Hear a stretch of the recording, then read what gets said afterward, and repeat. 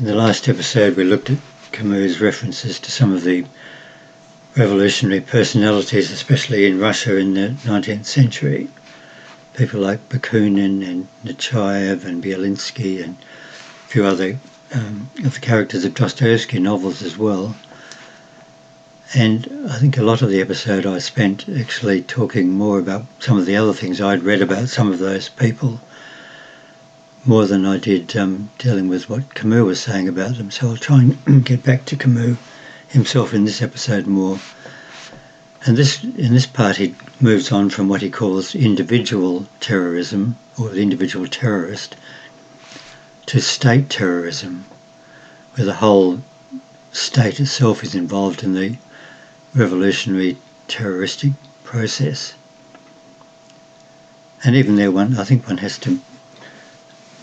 can't really avoid making the comment that one feels when reading this book that there's a bit of a conflict in Camus himself, in that he is dealing with this revolutionary idea and in politics and in action and in the intellectual world, which was so much a part of, I suppose, European culture in the last couple of 100 years. And as someone who would see himself as an intellectual, a writer, a cultural commentator, I think it would be very hard for him to completely distance himself from that, and he would lose his colleagues if he did. But at the same time, it seems to go counter to some of the more humanitarian aspects of his personality that come through in his writing. And he actually makes the comment that, revolution itself almost always involves violence of some form, whether that's at the individual level or at the statewide level. And in practice it usually involves a dictatorial tyranny at the state level. And all of these things seem to be so against Camus' natural inclinations, and yet he's criticising them in this book, but still can't completely distance himself from them, I don't think. Anyway, so he's moving on from the individual terrorist to state terrorism. And the main difference he seems to feel is, well, apart from the obvious one, that in one case one's dealing with an individual or a small group of revolutionaries who are, in fact, if anything, trying to overthrow the state. And on the other hand, it's the state itself that is carrying out this activity. At a more basic level, he seems to feel that the aims of those two groups are different. So Camus says that the individual terrorist had a specific objective in mind. For example, the fastidious terrorists that he mentioned last week wanted to kill the Tsar, or perhaps more generally, they wanted to pull down the Tsarist autocracy. And that was their limited goal. And if they could achieve that, that was all they would have wanted. And so Camus says in that respect they were anti-Hegelian, because as we looked at last week, Hegel believed that everything was moving forward to some future condition that we don't really know, can't really see yet, but we know we need to keep moving towards it. And in the process we need to allow everything that exists now to be done away with. And the nihilists that we looked at last week wanted to hasten that process forward by actively destroying everything that's here now. Not only morality and religion, but even art and any concept of beauty, or all of those things were just hindrances that needed to be done away with. So that was Hegel's idea, and Camus says the individual terrorist was not Hegelian because he didn't want to destroy everything. He had a value. He had this value of a democratic government, of individual liberty, perhaps some sort of a moral code. So he wanted those things to persist, whereas Hegel says, no, we just need to get rid of all those things. So in that sense, Camus says the individual terrorist was not Hegelian, but state terrorism, he says, is. particularly thinking of Marx believed that everything is, what we are really doing is moving forward with history. History is proceeding, we don't know where it's going to lead either, but we must move with history. And history, everything else is subjugated to history. Again, all those things, morality, any particular system of organisation, certainly religion, all those things are subjugated to history.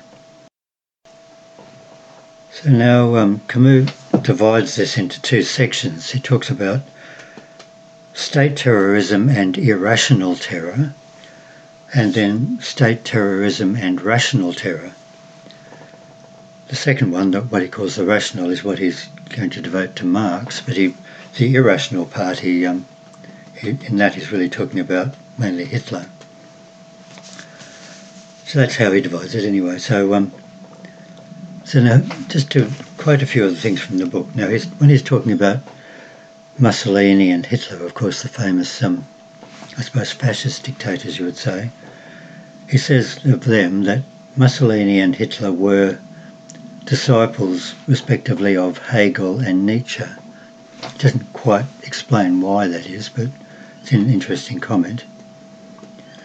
And then again, speaking of Mussolini, he quotes him as, he says that he had a holy religion of anarchy, and that Mussolini actually proclaimed that he was opposed in himself to every form of Christianity, which is interesting. I wasn't aware of that, I must admit.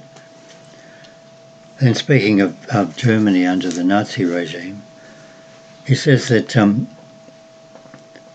the feeling in Germany after the First World War was one of deep despair and of a hatred that was produced because of the facts of the war itself and the sense of defeat and humiliation and the economic distress that came about. So that was kind of the whole mood in the country, Camus has discerned. And then the idea arose that when reason can no longer provide faith, then only passion can. So he seems to feel that whole movement was one of this passionate desire to create some sort of faith out of this sense of defeat and humiliation and despair. And then he says that the Hitler regime required perpetual movement, and it needed always enemies, both internal and external. There were no actual principles involved. The requirement was always to be doing something in defence of the race. So the whole idea was to be continually active, protecting one's own race against these enemies from without and enemies from within. And that was really the whole reason for the whole movement and the activity that came from it. So that's how Camus discerned that. He also goes on to say that mood and that feeling,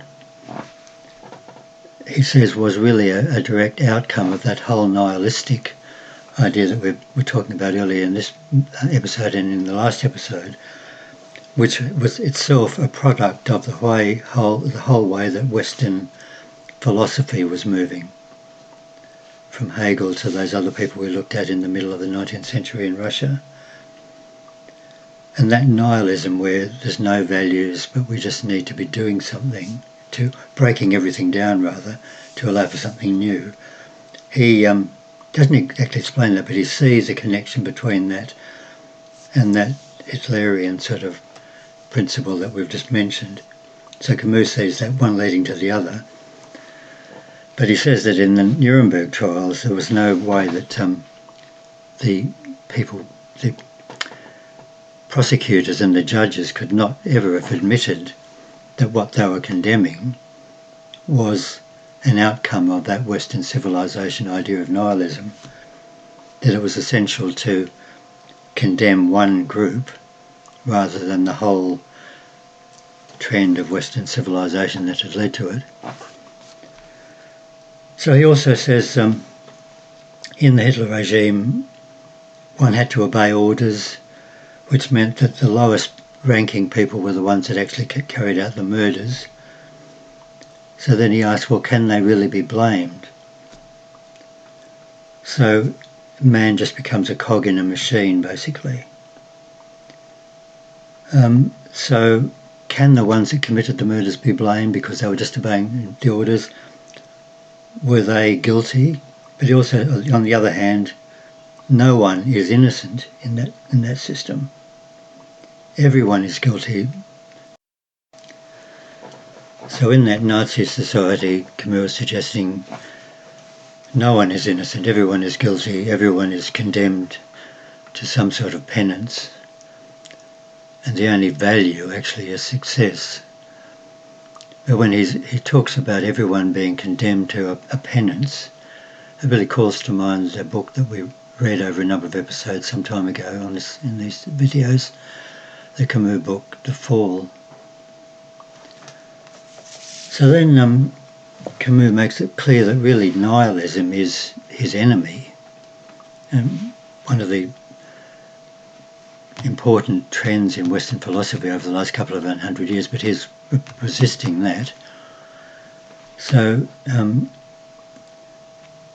negation of everything, nihilism, he says, is actually in itself a servitude. So it's not freedom, it actually brings one into kind of slavery. And then he makes this rather amazing comment. He says, real freedom is an inner submission to a value which defies history and its successors. So again, he's saying one needs a value, an inner value. We don't live just to move history forward and to move forward with it, like as Marx would say. We don't live just for the successes we could achieve in this world, which perhaps Nietzsche and Hitler would say. So he says real freedom is an inner submission to a value which defies history and its successors.